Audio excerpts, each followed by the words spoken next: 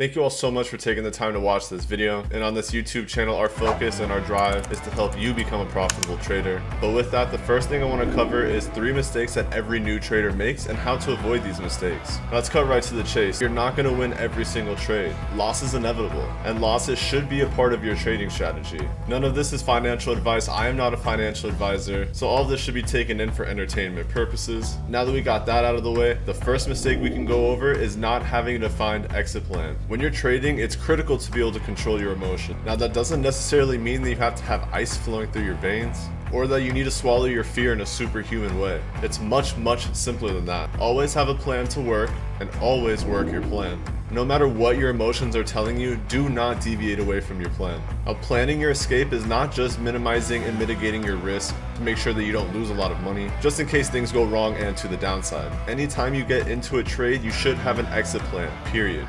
And that includes your upside exit and profit and your downside exit, aka your stop loss. The bottom line, you must have a plan to get out of any trade, no matter what kind of strategy you're running, or whether it's a winner or a loser. Don't wait around on profitable trades just because you're being greedy, and at the same time, don't stay too long in losers because you're hoping the trade will move back in your favor. Now, I know the question that all of you are thinking right now, what if you get out too early and leave some upside on the table? This question is the classic trader's worry, and it's often used as the rationale to not stick with your trading plan.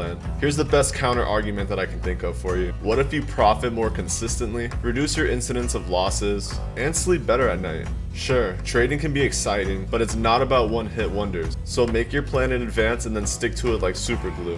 Now, the second most common mistake is going to be trying to make up for losses. A lot of times you're going to be trading options, which are derivatives, which means their prices don't move the same way or even have the same properties as the underlying stock. Even though doubling up can move your liquidation price further, at the end of the day, you're just compounding your risk. So when a trade goes south and you're contemplating the previously unthinkable, just step back and ask yourself, if I didn't already have a position in place, is this a trade I would make? If the answer is no, then don't do it. Close the trade, cut your losses, and find an opportunity that actually makes sense to you. Options and leverage trading offer great possibilities for leverage using relatively low capital, but they can blow up quickly if you keep digging yourself deeper. It's a much wiser move to accept a loss now instead of setting yourself up for a bigger catastrophe later. The final mistake, and probably the most important one, is not setting a stop loss. This can be a deadly mistake, especially if you're trading with leverage. The higher the number, the faster the numbers will come and go. If you run your margin ratio too high, your account will be liquidated, which means that you'll lose the majority of money in that account. Some brokers will offer up to 100x leverage. Don't fall for that trap. Unless you are almost certain that you can catch a trend, it is not worth losing your account to make the gains come faster.